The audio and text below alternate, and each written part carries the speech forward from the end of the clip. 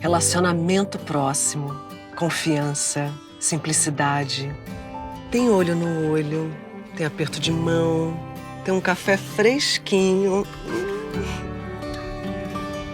E tem gente que me escuta e me apoia. É tipo coisa de família, sabe? Na Cressol é assim, a gente coopera sem perder a essência. E tudo é feito pensando em você.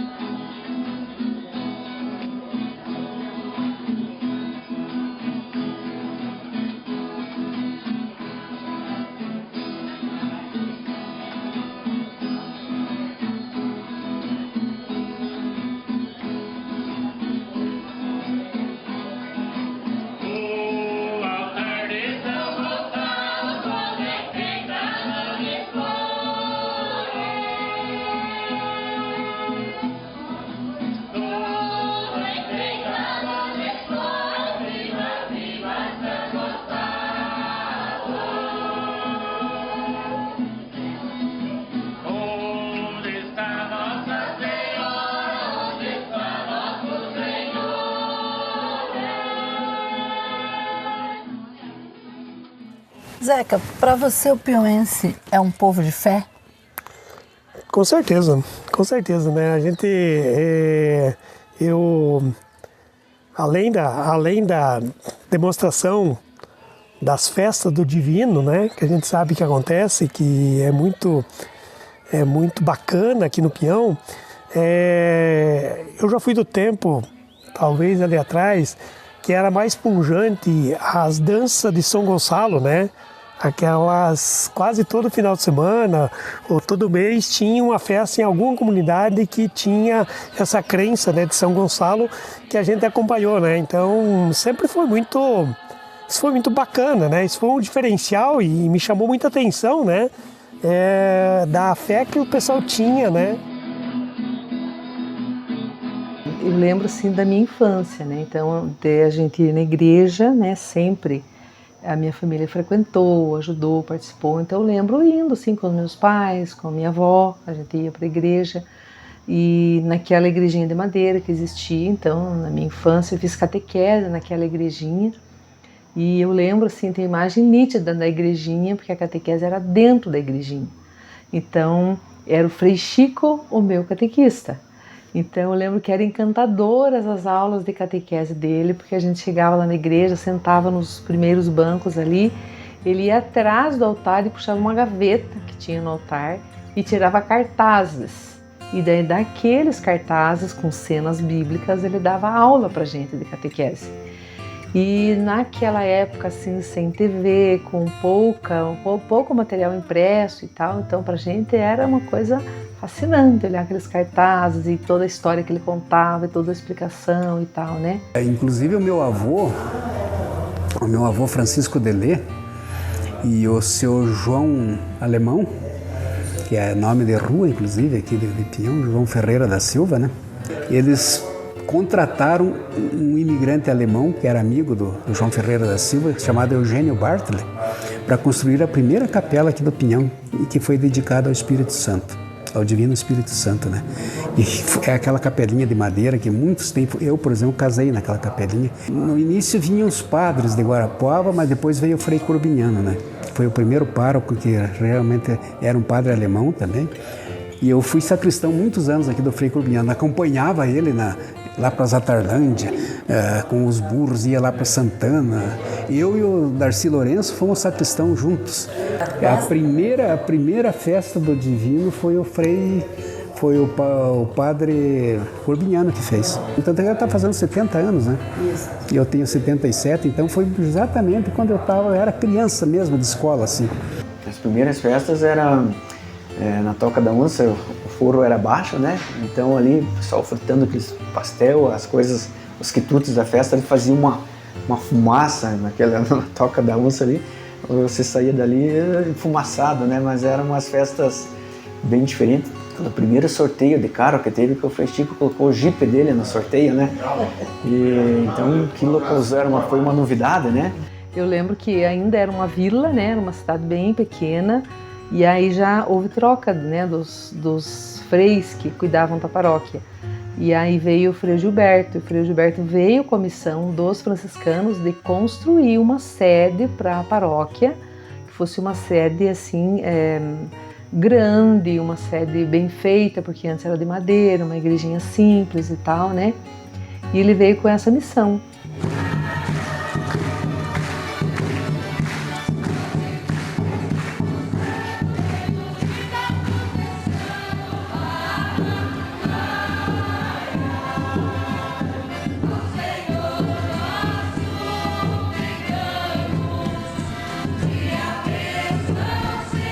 A gente sabe que a Folia do Divino, ela surgiu em Portugal, mais ou menos por volta do ano de 1300, quando aconteceu a gripe espanhola. Era o período dessa gripe muito forte e tal. E a rainha de Portugal, então, ela fez uma promessa, que daí morria muita gente, não conseguiam cura, etc. Então ela fez uma promessa que se cessasse aquela pandemia, ela iria então fazer um canto, uma música em louvor ao divino. E ela pediu isso e tal, e tinha muita oração, muita gente pedindo e tal. E daí quando passou a pandemia, ela reuniu músicos e começaram a fazer. E daí, a partir desse momento, ela se espalhou pelo mundo e foi com a colonização portuguesa, foi para outros lugares, né? E quando a gente viveu a pandemia aqui, a gente sentiu-se meio que um encontro da origem lá de Portugal, da folia, com o que a gente estava vivendo aqui. Então, para a gente também foi assim, uma dimensão de fé muito profunda, a gente entender o quanto a fé faz diferença quando você está numa situação que você não encontra resposta, você não encontra alternativa, vamos dizer, humana, né? Sim.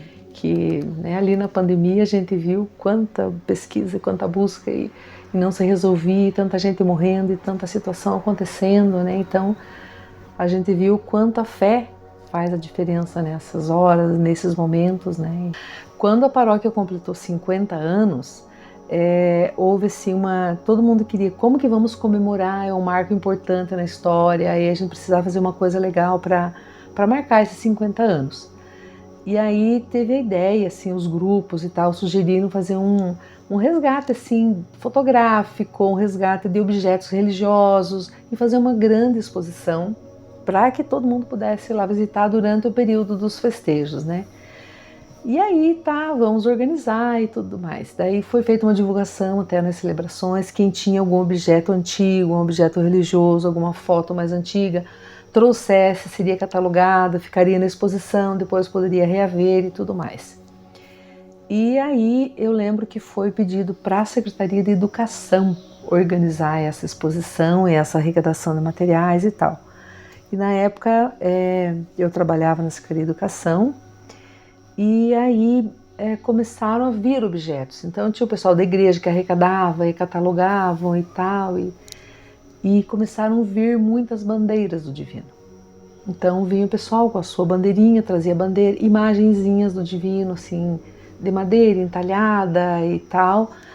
E aí o padre Claudemir estava aqui na época, ele começou a perguntar, né? Eu vinha aqui, daqui a pouco vinha outra, um outro senhorzinho, uma senhora, trazia, ele começou a indagar, começou a perguntar. E aí, conversando com um e com o outro, ele disse, olha, aqui tem uma coisa legal, ó, o pessoal está trazendo e vamos investigar mais essa história. E aí começou a conversar com pessoas mais antigas e as pessoas começaram a relatar. Não, essa bandeirinha quando tinha reza do Divino lá no sítio, lá na chácara, lá na fazenda do meu avô, do meu tio, do meu conhecido. E essa bandeirinha ficou na minha família, minha, mas já existe há tantos anos e tudo mais e tal. E aí, conversa daqui, junto um pouco de história dali, um pouco dali, a gente descobriu que existia a Folia do Divino até mais ou menos 80 anos antes dos 50 anos da paróquia. E por um motivo que não se sabe o que, parou de acontecer. E aí nos 50 anos foi resgatada a história e aí veio a ideia, vamos criar um grupo de Folia do Divino para ser uma Folia do Divino e tal, né? E foi então que aconteceu, né? Aí foi feito esse resgate aí da devoção ao Divino Espírito Santo através da Folia do Divino. As pessoas que recebiam a visita começaram a relatar, nossa, foi muito lindo, foi muito bacana, lembrei do tempo do meu avô, lembrei das rezas na casa e tal. Quando tem as novenas do Divino, né, é a coisa mais linda. É emocionante, né, ver os folhões do Divino, toda aquela história ali, né, da Igreja do Divino mesmo. É especial. Inclusive o meu menino agora este ano, ele fez parte da Folia do Divino Mirim, né? Que as crianças ali fizeram o grupinho deles à parte e aí eles visitaram algumas casas, compraram as roupinhas muito características ali da Folia do Divino e foram lá nas casas chacoalhando ali os seus instrumentos e fizeram a Folia do Divino Mirim também. Acordai, irmão devoto,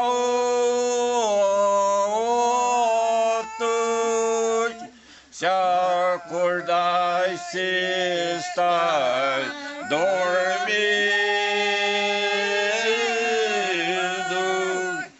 Para rezar os pagãos. É assim uma devoção para as armas, porque as armas precisam de reza, não? Então isso é uma tradição que vem muitos anos, eu estou com 70 anos, já conhecia quando era piá, e daí o meu pai sempre era capelão. E sempre falava assim que tinha que recomendar as armas, tinha que rezar para as armas, pô. Encomendo missa para as armas, assim, pode fazer uma reza, assim. Já tem a matraca, que é um instrumento assim, que tipo assim, um maestro usa, assim. Faz uma chamada. Faz uma chamada, quando faz um erro, assim, para encobrir o erro, assim, para começar a reza, não é encruzilhadas que tem que bater, senão as armas se perdem, não sabe para que lado vão, não. E daí chega na casa, bem quietinho, daquele tempo eu chegava bem quietinho, e o terno é 4 pessoas. Hoje pode sair mais, mas 4 que reza. Olha, o trabalho de pastoral estava muito limitado, apesar de nós termos tido um bispo muito bom, que era o Dom Frederico Helmer. Nós tivemos muita dificuldade por causa de muitas tradições aí do povo aí, e esse domínio muito grande dos que tinham contra aqueles que não tinham. E a origem das nossas lutas foi essa questão social aí, de ter tanta gente aí sofrendo, muitas vezes sendo expulsos de suas terras, sendo ameaçados por pessoas que eram contratadas para defender as terras, as matas e por aí afora, né? Então a luta foi muito difícil por causa dessa resistência de muitos que não queriam essa transformação. A festa do Divino eu comparo assim como o Carnaval no Rio de Janeiro. O povo se prepara, você pode ver, você vai na baraquinha, você vê um povo muito estranho que às vezes você nem conhece. O povo vem para festar na festa divina, a festa divina é sagrada. O que mais impressiona na festa é um engajamento gigantesco das pessoas, tanto na parte religiosa, celebrativa, que acontece aqui no espaço da igreja, como também uma grande participação de tantos voluntários nossos no barracão, os biguinhos tradicionais, os leilões, mas também tanta gente servindo comida, preparando com amor mesmo, rezando, cantando. É algo lindo de se ver aquela cooperação entre as pessoas por causa do Divino Espírito Santo. E vem gente de fora, o que eu achava lindo também, que daí a família inteira nas novenas.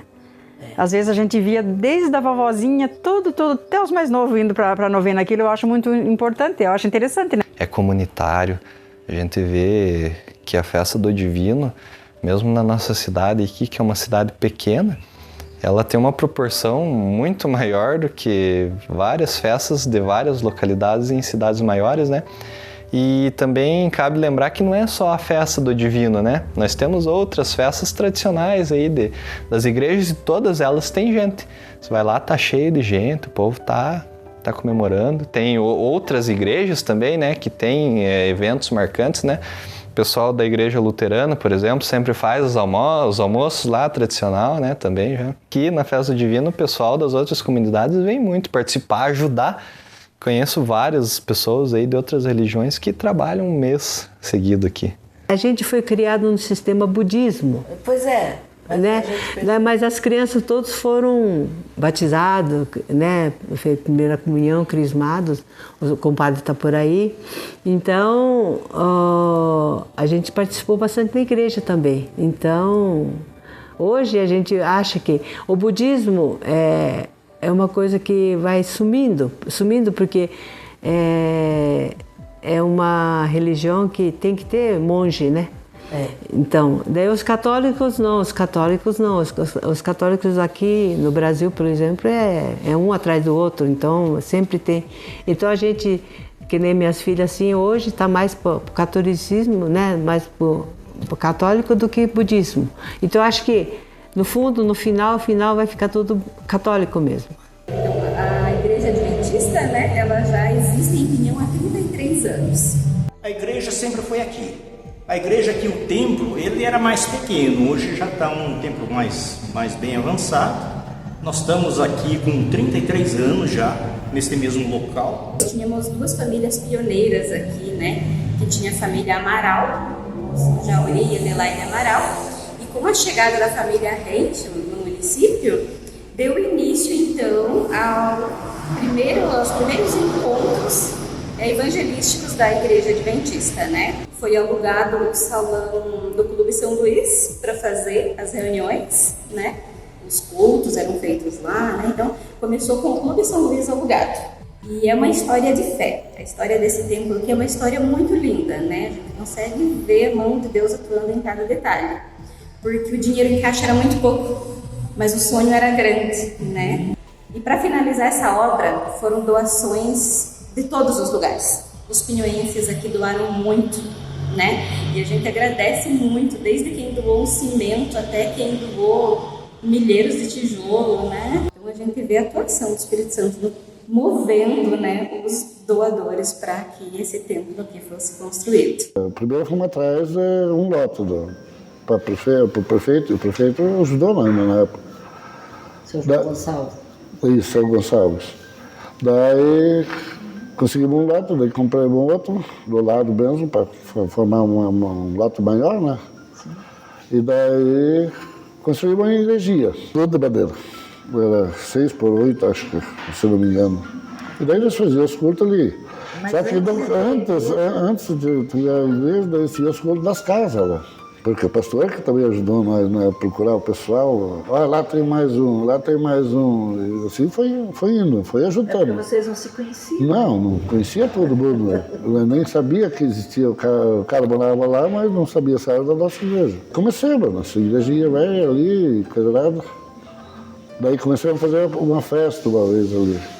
Fizemos uma churrasqueira no chão, um churrasco do espeto de pau e abaixo de chuva, isso nunca vamos esquecer. Até uma vez nós tínhamos com 25 famílias até, já tinha. Daí nós conseguimos um barracão, para nós ter um lugar de fazer as festas e coisa nada, né? Daí na época a igreja ali da colônia estava com 50 anos já. Daí eles resolveram desmanchar aquela igreja lá. Daí eles iam doar toda aquela madeira para nós construir a igreja aqui para nós. Aquela madeira nós pegamos e erguemos a igreja aqui para construir a igreja, né? Daí que agora que estamos construindo quase pronta a igreja nova, né, no caso. Então eu me casei, né, com um luterano e aí a partir daí comecei a fazer parte da comunidade, né? Ali como membra, mas não uma membra tão ativa na época, e aí aos pouquinhos a gente vai se integrando aí, ajudando no que é necessário, e comecei a participar mais ativamente. Sim, me senti muito acolhida, né? A família luterana, eu já falo que são pessoas assim que te acolhem, mesmo você vindo de outra religião, né? Porque eu, de natureza, como diz, eu sou católica, né? Dos meus pais, e aí a gente se sente muito acolhido aqui. Não muda muita coisa, né? Da doutrina católica para nós, mas a gente se sente assim como se, né? Sempre fizesse parte. Você participando dos bastidores é uma coisa, mas aí quando você tem que estar à frente, ainda mais trabalhando com pessoas, né? São pessoas diferentes da gente mesma, né? E aí você tem que trabalhar de uma outra forma. E assim, como eu já conhecia todos os membros, né? Então eu conhecia um pouquinho de cada um. Então esse trabalho ele fica um pouquinho mais simples, mas é um desafio grande, mas também de muito aprendizado, porque eu aprendo muito com eles, né? E como a nossa comunidade são de pessoas, né, já há muito tempo à frente da comunidade, eles têm muito para ensinar. E é uma coisa assim que eu digo, se você tem que aprender com alguém, é com eles, né?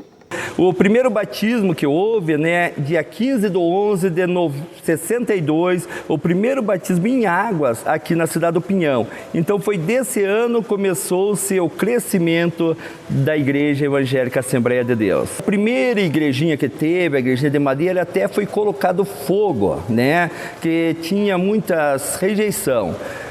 Outras oportunidades, era posto corneta, né, em cima do teto para anunciar, e onde muitos tiros foi dado, tiro de espingarda, tirado por cima da igreja para assustar os crentes daquela época, mas nem com isso o pessoal parou. Continuava glorificando e fazendo a obra e trabalhando, e assim só foi crescendo e aumentando o povo cristão, o povo evangélico. O adventismo, ele começou mesmo com o seu Jauri. Daí foi vindo outros personagens, inclusive a difusora tinha um programa Está Escrito. E a mãe sempre escutava esse programa e dizia: meu filho, como é lindo a fé dessa gente. E eu fui fisgado por essa fé. A igreja surgiu lá na fazenda, né, na zona rural, com pessoas que vieram já com vínculo da presbiteriana, para desbravar o Pinhão, no caso, né, agricultura e pecuária. E daí se desenvolviam, acharam a necessidade de se reunir para ler a Bíblia, para fazer oração, até cantar talvez.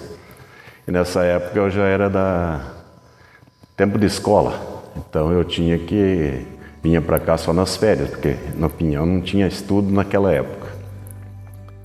Então esse pessoal resolveu se reunir, uns 3, 4 casais na fazenda Fundo Grande.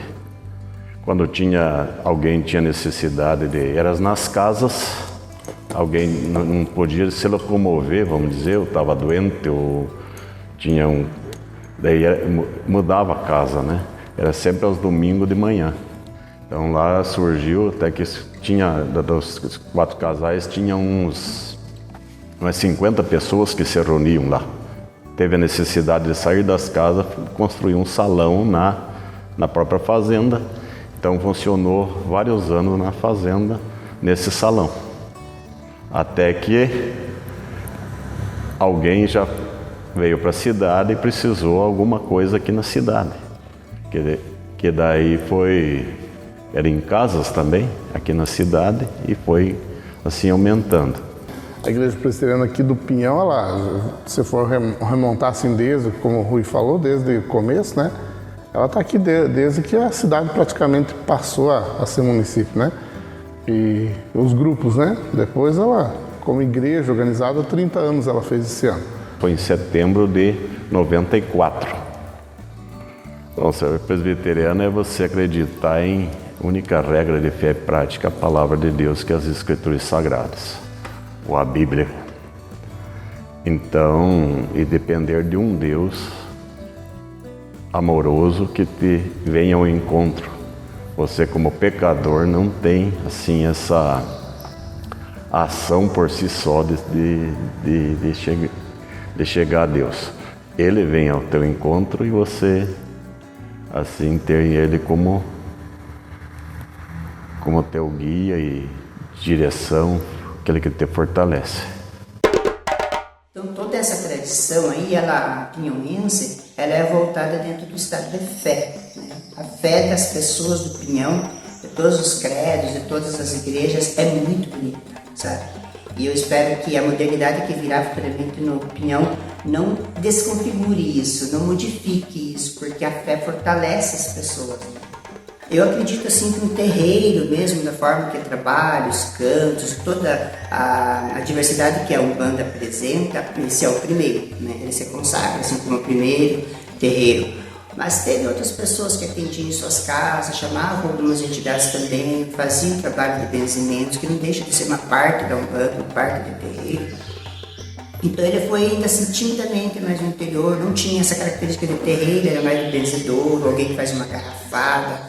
Mas terreiro, especificamente em Pinhão, esse terreiro que eu montei, ele se consagra como o primeiro, né? Ele traz todas as características do povo africano, ele traz as raízes do candomblé, ele traz as raízes um pouquinho também, no entanto, da quimbanda, ele traz um pouquinho do cristianismo. A partir do momento que você acentua e você cria um terreiro dentro de Pinhão, ele causa um rebuliço mesmo, né? Até porque, e eu nem culpo as pessoas de fazer esse rebuliço, porque como a gente fala em tradição, as pessoas mais velhas passavam isso como algo satânico, algo maldoso, foi criando-se isso, né?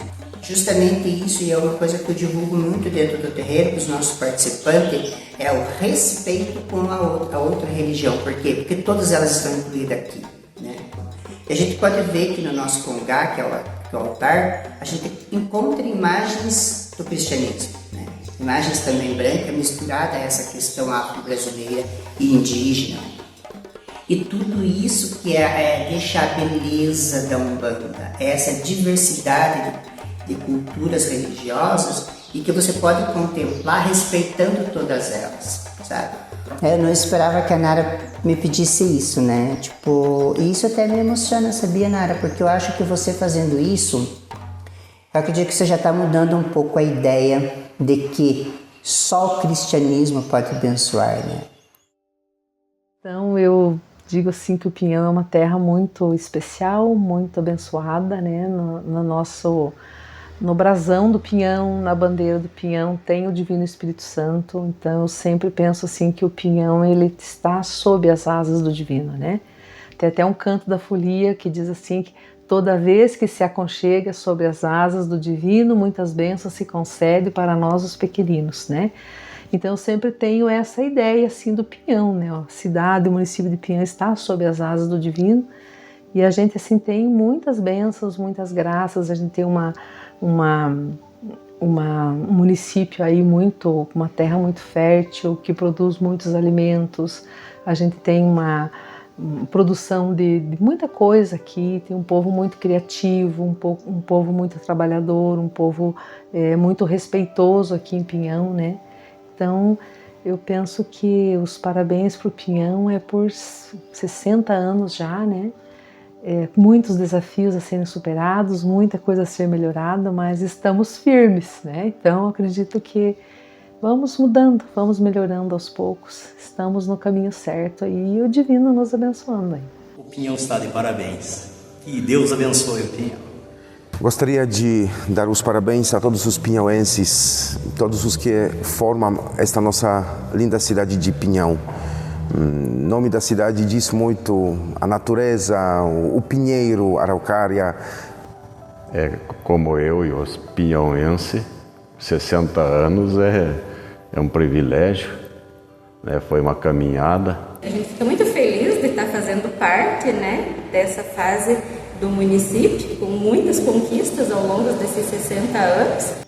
Então, em nome de toda a nossa comunidade luterana, eu gostaria de agradecer muito, assim, muita gratidão, porque quando a gente começou esse projeto de iniciar a nossa igreja, a gente foi muito abraçado, muito acolhido. Pinhão, queremos dizer, né, para todos os pinhauenses, a autoridade, que Deus os abençoe. Deus abençoe, nós ponhando Deus na frente de tudo, tudo irá bem, tudo corre bem, tudo se dá o melhor. Então, nossa oração sincera é que a graça, a paz do nosso Senhor Jesus Cristo, amor infinito do nosso Deus e Pai e a condução, a direção do Espírito Santo esteja sobre a nossa cidade, sobre o nosso povo.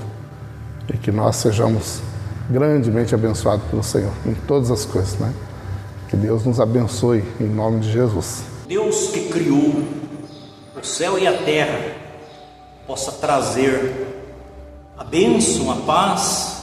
Desde o peão até todos os diretores, até o poder nosso municipal e poder estadual, todo mundo observa e vê também um grande trabalho de tantos agricultores, tantos comerciantes. Todo mundo observa e vê um grande empenho dos nossos professores, de todos os profissionais que estão no nosso meio. Eu creio que é uma marca bem registrada. Parabéns por este todo empenho. Que o nosso Deus Criador coloque a mão sobre os pinhões, que dê a sabedoria para eles viverem com alegria, com paz. Que Deus abençoe, né, tanto as autoridades eclesiásticas, como são os pastores, demais igrejas aqui que estão na cidade de Pinhão. Que esse amor, que essa fé, que essa paz possa reinar em todos os lares do município de Pinhão. Então, parabenizo o Pinhão, né, aí pelos seus 60 anos e por ser um município muito acolhedor. E a gente tem, todo mundo que vem visitar, né, sente isso. Sente esse acolhimento, esse amor, esse carinho, realmente, por todo mundo. É o saldo que a nossa cidade seja sempre abençoada por Deus.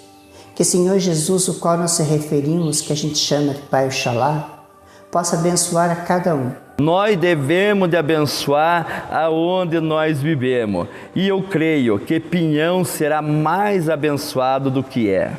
Amém. Agradeço, Senhor, pela oportunidade de fazer parte da história de Pinhão, Senhor. Que sempre possamos estar livres das enchentes, livres dos vendavais, livres das tragédias. Mas que todos os orixás nos contemplem com a bondade e a divindade divina de Deus.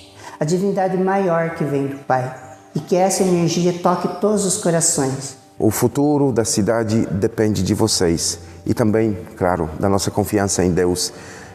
Se não trabalharmos todos nós, como é que Deus vai nos abençoar? Que Deus abençoe a cada um, que Deus dê força, saúde para todos os pinhauenses. Abençoa também, Senhor Deus, todos os munícipes, cada habitante daqui, desta região, Senhor Deus, deste município, que seja abençoado ricamente por Ti, Senhor Deus, que as dádivas do céu se derramem sobre nós.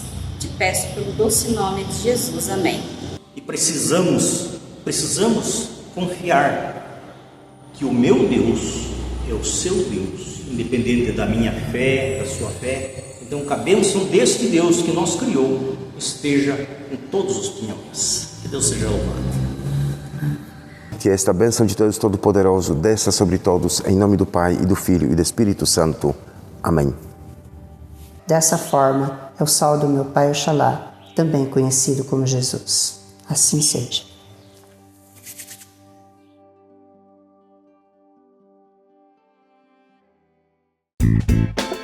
A gente sempre fala, tipo, a gente pode jogar qualquer campeonato paranaense, mas a energia do Jarcãs, da torcida, é bem diferente no interior. Vale a pena, acho que até agora a emoção de ver as meninas jogando também vale a pena.